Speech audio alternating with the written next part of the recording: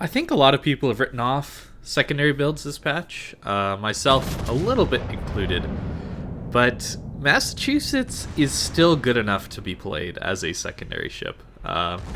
It does require a lot of planning and thought into your positioning, because your ship is no longer as tanky as it was pre-patch, and your secondaries are no longer as good as they were pre-patch. So essentially, you've gotten less survivability and less strength at closer ranges.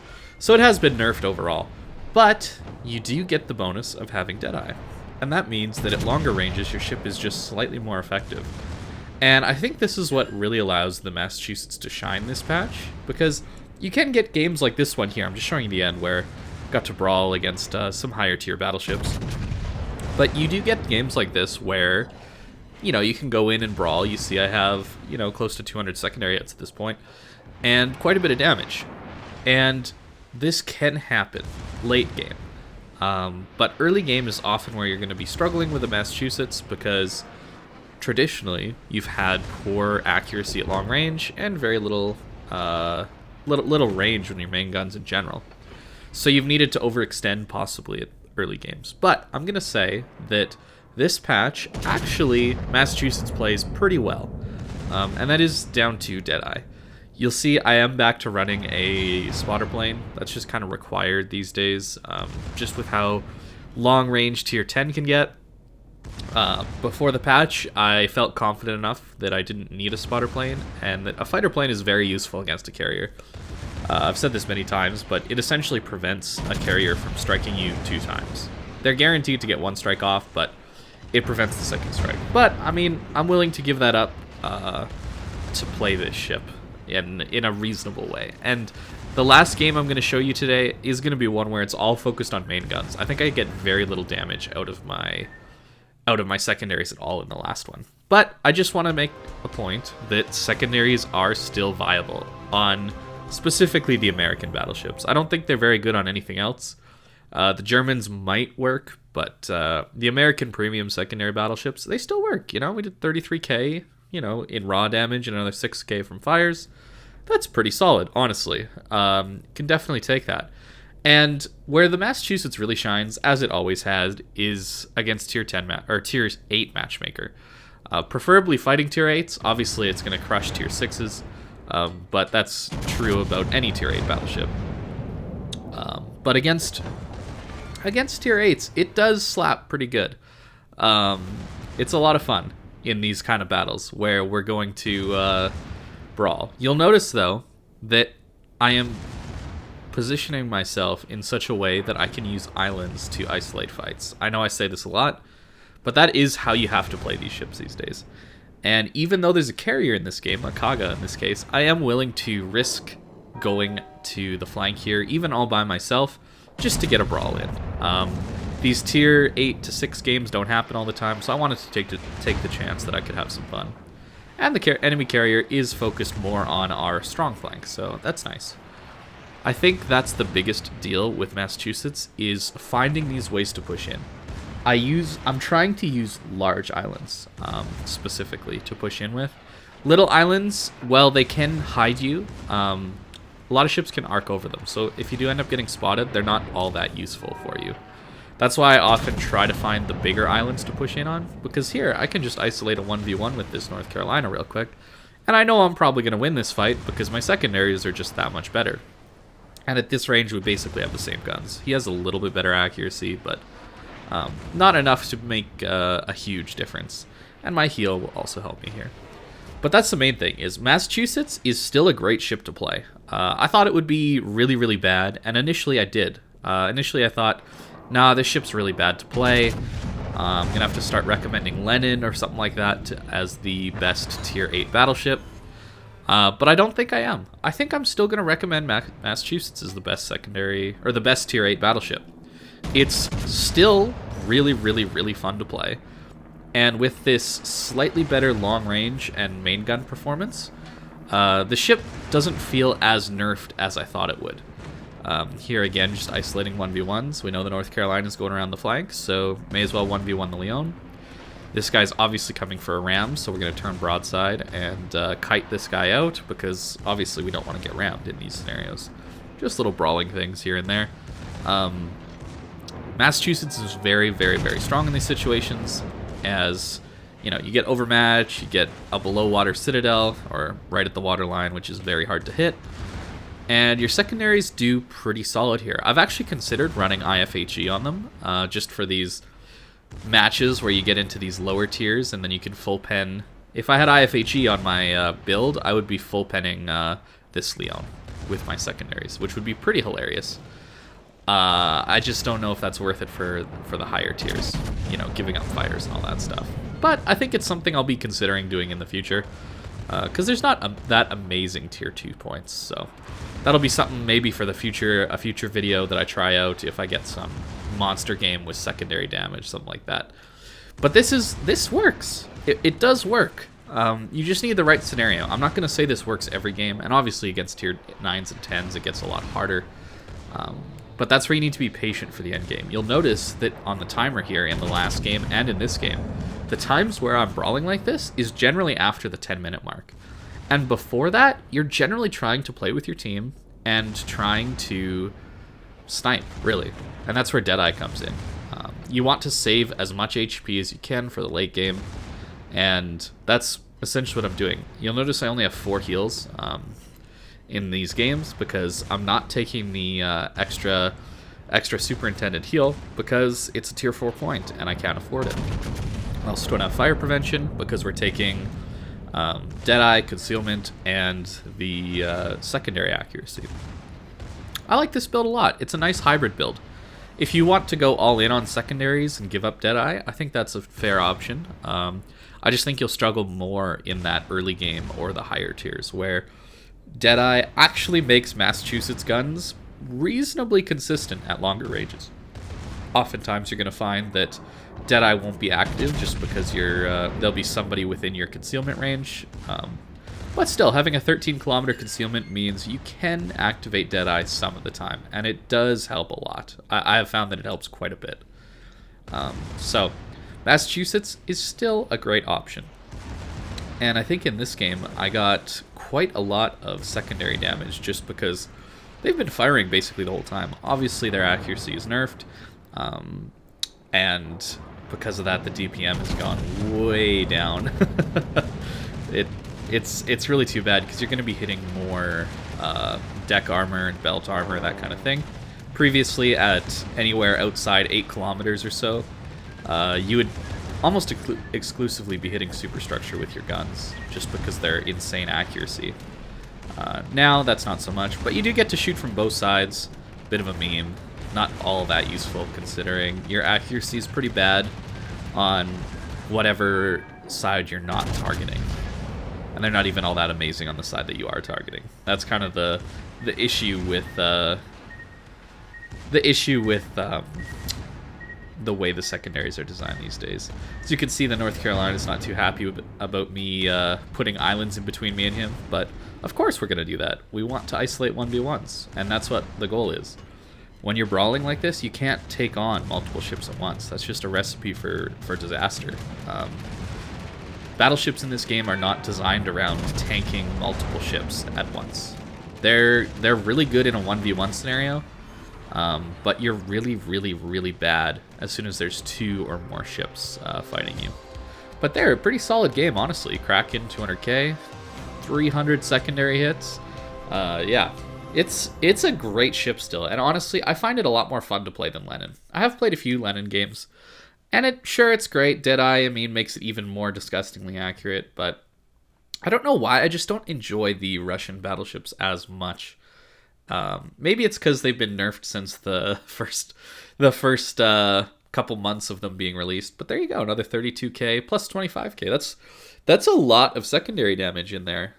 Nearly 60k from secondaries alone this match. So they are usable still. But there is gonna be games where they just aren't. They're just not. It's not possible to push in.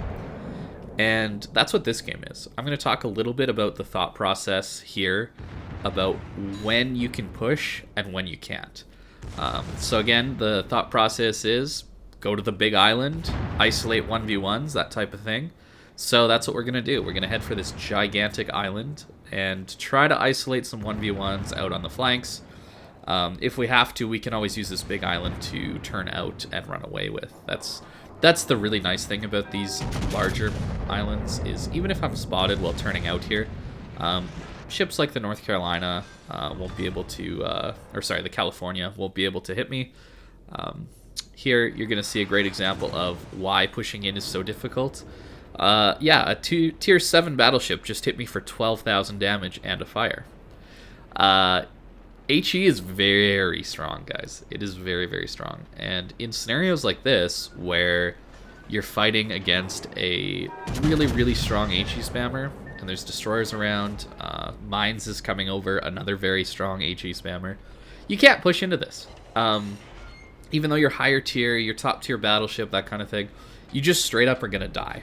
And it doesn't matter if you have fire prevention. It wouldn't matter if you had any of these tank survivability skills. You can't deal with 12k and a fire every salvo. Obviously, he's not going to get that every salvo, but, you know, it's that 5 to 10k damage consistently every 30 seconds, plus the fires, which are another 10,000 damage each. If they're permanent, you're not going to get those kind of salvos. Or you're not going to be able to survive that for very long. And that's why I've kind of decided to just halt my my push here and hopefully save some of my HP. You'll notice that our overmatch is working really well against the Duke of York. And that's the power of these guns. They do hit really hard. They're North Carolina guns with just slightly worse accuracy. The reason you see some of these salvos get really, really disgustingly good accuracy is because the minimum dispersion on Massachusetts is actually better than the minimum dispersion on North Carolina. And by minimum dispersion, that's the tightest possible the shells can be. If I remember right, I read about this stuff a while ago. I don't know if that's actually correct anymore, as new stuff has come out about the way the aiming system works. But it's not as bad as 1.7 Sigma would lead you to believe. Here I'm just a little sad this island isn't blocking me from getting, or for keeping stealth. But we use our damage control, and this is often how you're going to see me use my damage control, is to go dark. It's very handy for situations like that where you're on fire and somebody's spotting you because you're on fire, and then you use your damage control and you go dark.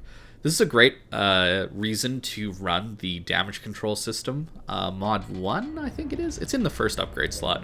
And it increases your damage control time by 20%, I believe. And oftentimes I would run that in competitive because there's a lot of times in your battleship where you're spotted because you're on fire. So you could go dark if you push repair. But the enemy team's going to get a few salvos in, and they might relight you on fire after your damage control goes down. And that's an excellent reason to run the damage control system. You don't really want to run it on Massachusetts, though, because your secondaries often break, so running the auxiliary armaments is generally better. But in competitive, right, you guys have seen me run Montana, that kind of ship, in competitive stuff, and running that on a Montana means that you nearly have a 30-second damage control, meaning that if you're in that scenario where you're lit or you're spotted because you're on fire, and then as soon as you hit repair, you're unlit, it means you're probably going to be able to stay unlit, which is a really, really nice thing for competitive side. But I wouldn't recommend it on this build just because your secondaries generally die. Now, back to the strategy of this game. You'll see what I'm doing here. I am just waiting on this island. I could push, but that would likely mean I die. You'll notice I only have 2 heals left, and I'm kind of just waiting to kill this Duke of York. That's kind of my goal here. I am moving because the Atlanta gets an angle on me. He gets a fire with his, 5% fire chance in the first 2 salvos or so. That's kind of interesting. But my goal here is really to just kill this Duke of York on the flank. I can't push if this guy is on the flank still. And there you go. Massachusetts has some pretty strong guns. I like them. I actually like them a lot. The problem, of course, is that you don't have the range. If these guns had 20 kilometers range, this ship would be very, very, very comfortable to play, I would think. Because you could play more of this campy playstyle. and then you could maybe push in later once the game is mostly decided. And you can see that now. The game is basically won for our team at this point. We've just killed so many of their ships, and it's just time to go push and try and have some fun before the game ends. Using our second last heal, and now we're pushing into a bit of a crossfire. But that's okay, because Massachusetts is reasonably tanky at handling these things. Especially when people are focused maybe on other things. That definitely helps a lot. For those of you who don't know, if you have more range on your ship, generally your vertical dispersion will be better. So that's why I popped my plane. There's been some data mining into the whole aiming system and how it works, and range mod actually improves vertical dispersion. So if you pop your airplane, your spotter plane, and you increase your range, you're more likely to get better vertical dispersion. So that's what I did. I was hoping to maybe one-shot the anchorage or something like that, Citadel, but that didn't happen. You can see just how bad the dispersion is on the secondaries there. It's pretty pathetic at longer ranges. It is a big nerf to the ship, I'll admit it. But your main guns hit really, really, really hard, so not too bad. You notice I turned out, running away. Yep, you gotta do that. You can't just full send it into people anymore. That's not how the ship can be played. That's not how really any battleship can be played. Even less so than last patch. I know, or 2 patches ago, I guess now, since it's 10.1. But I really do think that Wargaming is looking to nerf the playstyle of pushing in a battleship. I think it's something that they've really wanted to do for a while. Maybe they think it's just too strong to have one ship be able to tank, 2 or 3 ships at a time, and maybe take 1 or 2 of those out. Maybe they think that's not really fair for people playing the other classes. So I think that is their goal, is to stop people from tanking in battleships as much. And that's why you're seeing a lot more people play from farther back, because it's just not possible, right? If this was pre-patch, I probably would still be running at that anchorage or something like that, if this was before patch 10.0. But just because I'd have the confidence that my ship is strong enough to handle that. But we have 1 less heal, we don't get fire prevention.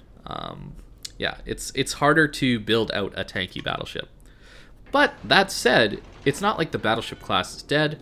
You just have to play it in a different way. You got to find new ways to play, adapting, as people like to say. And that's kind of what I've been doing. And Massachusetts still works if you can run it like this. You can see we're at 147k and 5 kills. Of course, I am cherry picking these games a little bit.